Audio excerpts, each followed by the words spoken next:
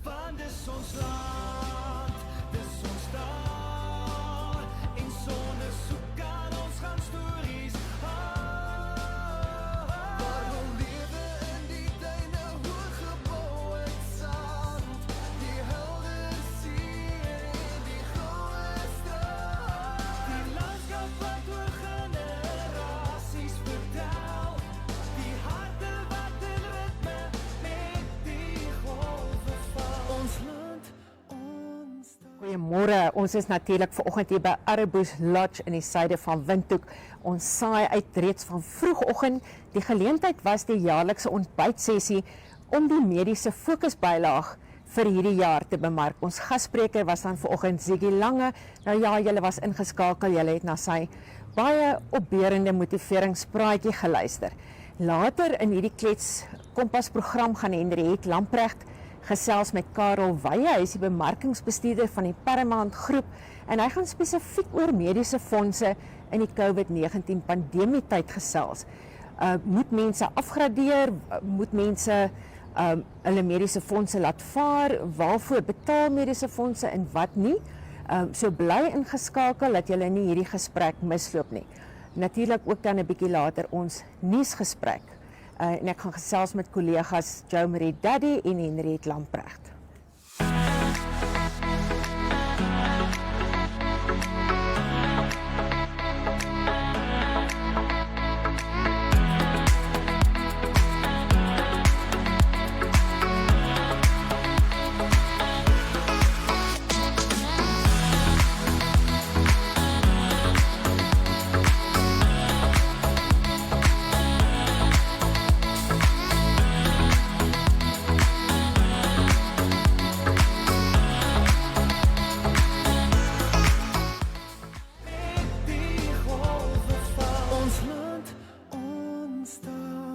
Terug vir die nuusgesprek hier by my kollega Jo Daddy en Henriette Lamprecht.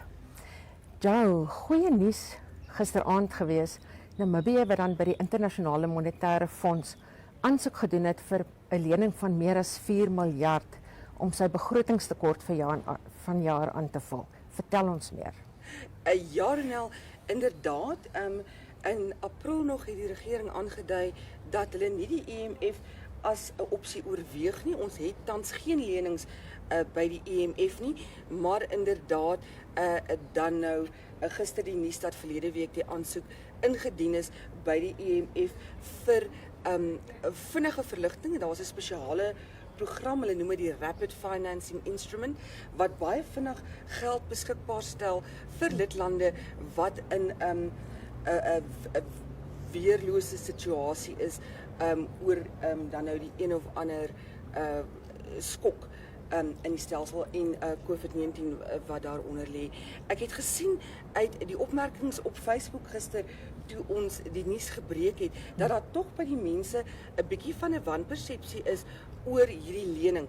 Baie mense het verwys na die 8 miljard inspuiting wat die regering vroeër vanjaar reeds in die ekonomie ingepomp het om dan nou besighede en die verbruiker en die gewone persoon te help met die impak van COVID-19 op die ekonomie en mense wat 'n bietjie onseker is oor waar pas die 8 miljard in en waar pas hierdie nuwe lening in wat die regering dan nou voor aansoek gedoen het. Nou, hierdie lening word vir hom voorsiening gemaak in die begroting wat Finansminister Ipomoshimi in Mei ter tafel gelê het, laat in Mei. Weliswaar in die begroting in hierdie stadium lê daai lening op so wat 3.2 miljard. Nou ons het gister gaan kyk na die wisselkoerse en waar die lening se waarde dan nou lê. So in hierdie stadium is die lening op so wat 4.5 miljard. Maar dis so wat omtrent dan nou die helfte van die 8 miljard wat die regering reeds ingepomp het.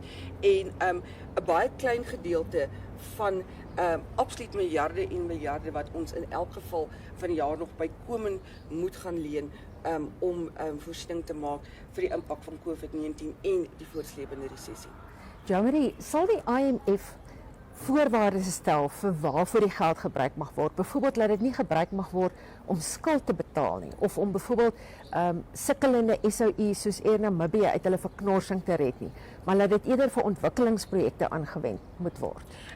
Inderdaad, soos ek sê, ons het spesifiek onder 'n sekere instrument van die EMF gaan aansoek doen, en daar's baie streng uitstippings oor waarvoor hierdie geld gebruik kan word. Hulle praat van prysskokke wanneer dit kom by kommoditeite, in natuurrampe en dan nou ander situasies soos COVID-19. Dit is maar die pad wat die meeste van die lande stap wat vir vinnige verligting by die EMF aansoek gedoen het.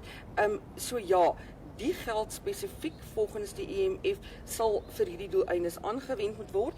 Minister Shimi wat ook aangedui het dat hulle ook maar eers wil kyk wat is die terme en voorwaardes in terme van terugbetaling en rentekoerse ensovoorts wat met hierdie lening gepaard gaan, seker maak dat dit wel 'n gunstige pakket vir Namibië is voor hulle besluit om hiermee aan te gaan.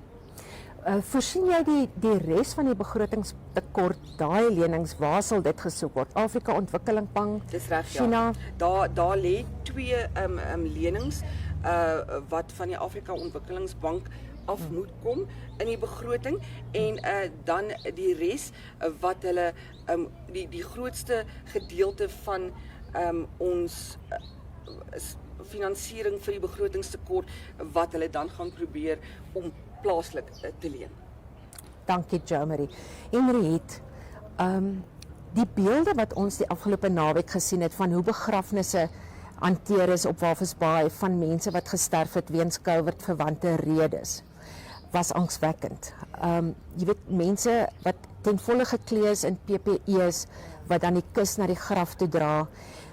Jy het 'n berig geskryf vandag oor wat die WHO bepaal, hoe dit moet geskied en ons volg daai riglyne.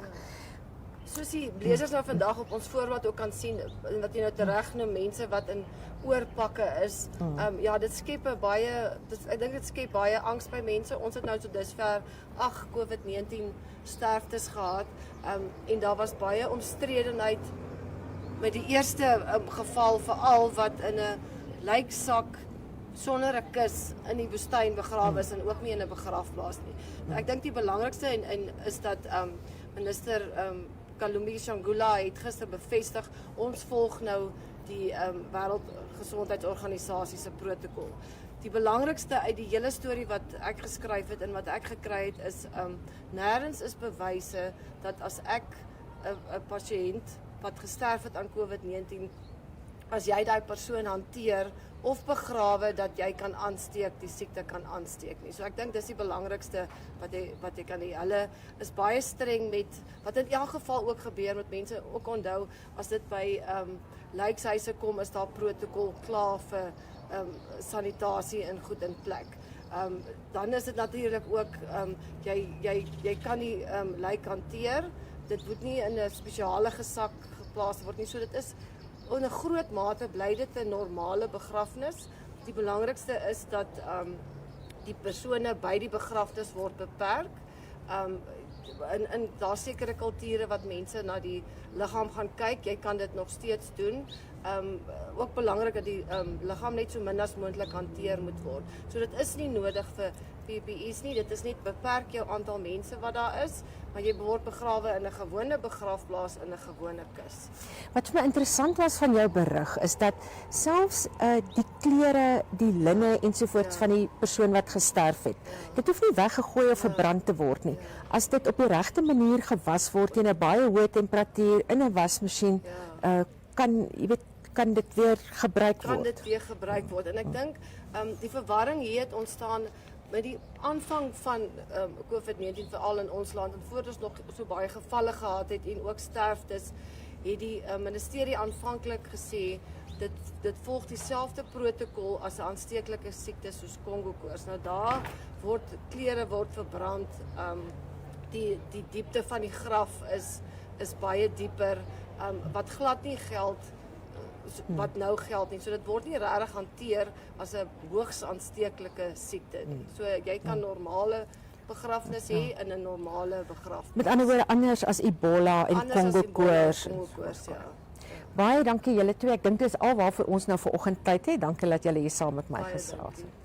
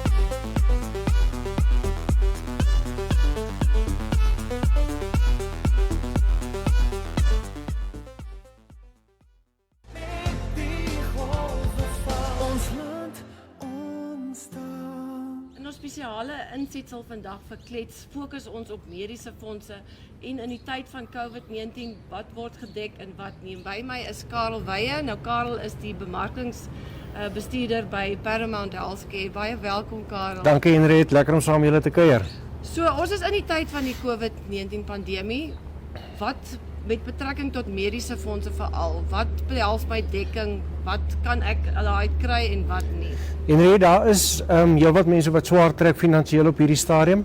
Oor die algemeen het alle mediese fonds reëlings in plek gesit. Daai reëls is goedgekeur deur die registrateur en dit behels basies twee dinge, waarvan die eerste ene is om af te gradeer na 'n goedkoper, meer bekostigbare pakket toe. Dit beteken egter dat 'n lid net moet weet dat, kom ons sê die lid gradeer vanaf 1 Julie af. Dan moet die lid net onthou dat op die nuwe pakket die pro rata voordeelbeginsel toegepas sal word. So dit is belangrik dat almal net dit moet weet. En dan die ander opsie is natuurlik dat 'n persoon sy bydraes kan vries vir 'n sekere periode. Wat dan moet gebeur is die lid doen aansoek daarvoor, kontak die administrateur van die mediese fonds en bevestig dan watter periode hulle dit wil oordoen. Die lede daar buite moet dan net besef dat hulle op risiko is, want dit beteken geen dekking nie. Dit beteken jy het vir daai periode geen dekking nie. En dit gaan moeilik raak indien 'n persoon in daai periode iets ernstigs oorkom om dan terug te gaan na die oorspronklike reëling toe. So my advies sou maar wees dat lede daar buite so ver as moontlik probeer om hulle bydraes op datum te hou. Gedoen liewer die afgradeerding as wat ons die bydraes gaan vries en jy sonder dekking sit. Sê gou Karel, net weer terug na dit, kan jy kies hoe lank is die tydperk wat jy nou wil minder betaal of jou opsie verander? In ons geval nou met mediese fonds is dit 3 maande. Indien jy daai periode wil verleng, is dit maar 'n opskrifproses na ons kant toe. Die ander mediese fondse, as ek seker, hanteer dit maar op min of meer dieselfde basis. So my raad sou wees, praat met jou mediese fonds en bepaal presies wat hulle reëls bepaal in daai opsig, ja. Ek het nou in ons lesers het nou 'n mediese fonds. Wat dek dit met betrekking nou tot COVID-19? Dek dit jou hospitalisasie, jou toetsing? Ja, en reeds sover ek weet, geen mediese fonds sal terugstaan indien 'n persoon behandeling moet ontvang indien die persoon COVID-19 positief is nie. So jou normale dekking soos enige akute toestand wat sou gebeur, longontsteking, wat ook al die geval mag wees, jy sal gedek wees vir daai onkoste. So indien jy byvoorbeeld moet opgeneem word in 'n hospitaal, Ek weet nie van 'n mediese fonds wat nie jou magtiging daarvoor sal gee nie. Sal gee nie. Ja. So suurstof, alles, dit is Binne die hospitaal, binne die raamwerk van die reëls van die fonds, die opsie wat jy is, sal jy die voordele geniet. As jy byvoorbeeld in ICU moet opgeneem word, jy sal gedek wees daarvoor. Die lede daar buite moet nou maar ook net besef, daar is sekere goed wat beperking of beperkte voordele, soos byvoorbeeld jou MRI, CT scan voordele. Meeste van die fondse het maar 'n beperking daarop. So op sekere goed, soos met alle ander prosedures sal dit maar beperk wees, maar vir jou groot hospitaalkostes kan ek nie sien dat daar enige probleme hoef te wees nie. Laastens Karel, as jy ervaar julle nou as administrateurs dat ledetalle van mediese fondse dat dit afneem, dat mense eerder kies om nou glad nie te betaal nie, as om nou minder te betaal? Ek moet sê, Henriet, daar's sekere industrie en ons weet almal, byvoorbeeld die toerismebedryf kry baie swaar kry op hierdie stadium. Daar's ouens wat dit regtig net nie meer kan bekostig nie, maar ons ervaring is ook dat jou mediese fonds is amper die laaste versekering wat die ouens wil laat val. En hulle probeer gewoonlik jy weet, is maar gewoonlik 'n ander tipes versekering wat eerste gaan, maar die ouens probeer hulle mediese fonds dekking behou. In ons geval het ons nog gelukkig baie min kansellasies by ons gesien in hierdie verband. Dis alles positiewe nuus en ek dink dit gee ook hoop vir ons mense wat mediese fondse het dat julle, we've got your back. Baie dankie Karel. Absoluut, bly 'n lid, bly opbetaal sodat jy gedek is. Dankie Karel. Dis reg, dankie.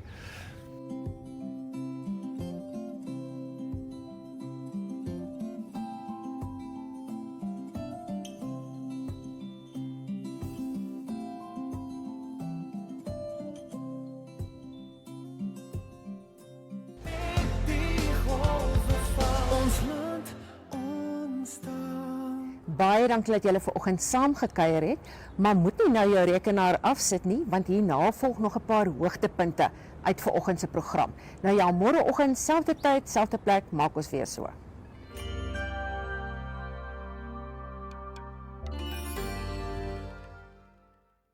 If you walk into a room and say, I don't know how we're going to survive this, what is everyone searching for?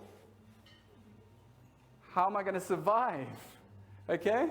If you walk into the room and say, I've always wondered how we can benefit from this situation. Can anyone tell me how we can grow our organization in this time?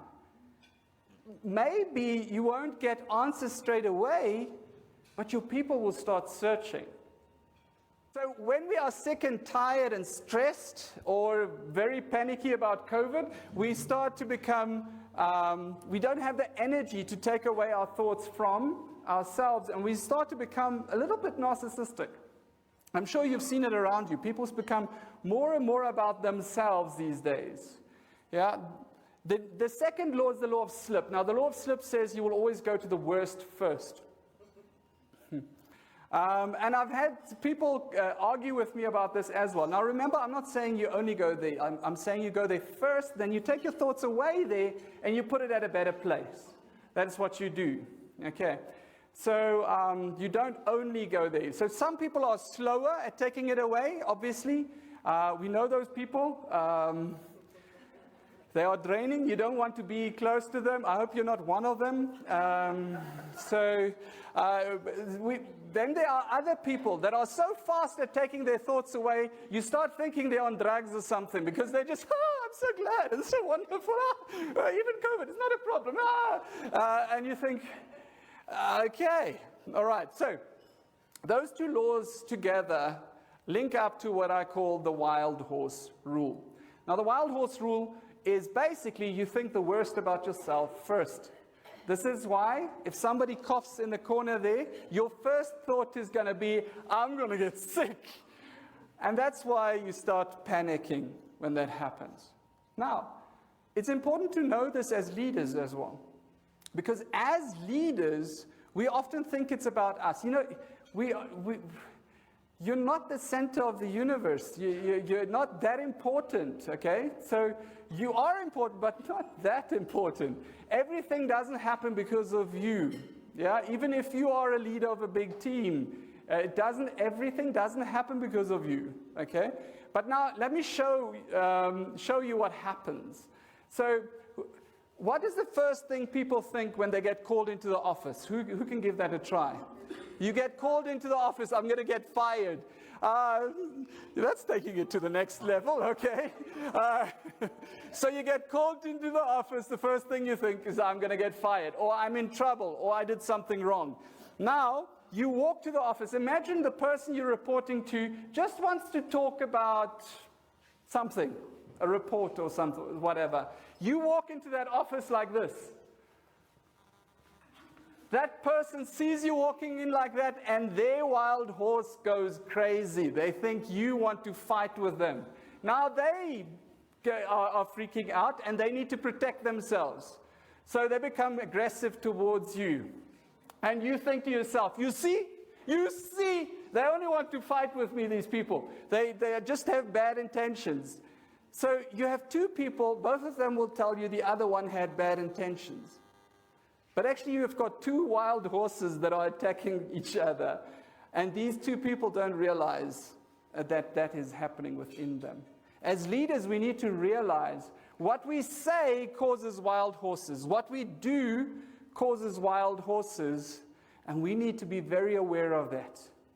And we need to be very aware of our own wild horses and tame them or kill them or something like that. We need to be very careful that our wild horses don't prevent us from sharing information that people need to be able to navigate this difficult time that we're all in. We need to be bold enough to communicate the information in a sensible way, obviously, that people need to hear to navigate this time. You need to know that people's wild horse is going to tell them they're going to get fired even if it doesn't make sense. Because they know 5 or 6 people that got fired in this time, that did lose their job.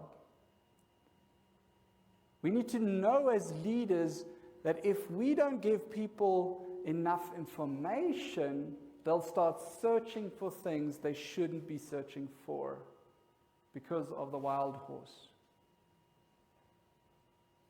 As leaders, we play a very important role in this time.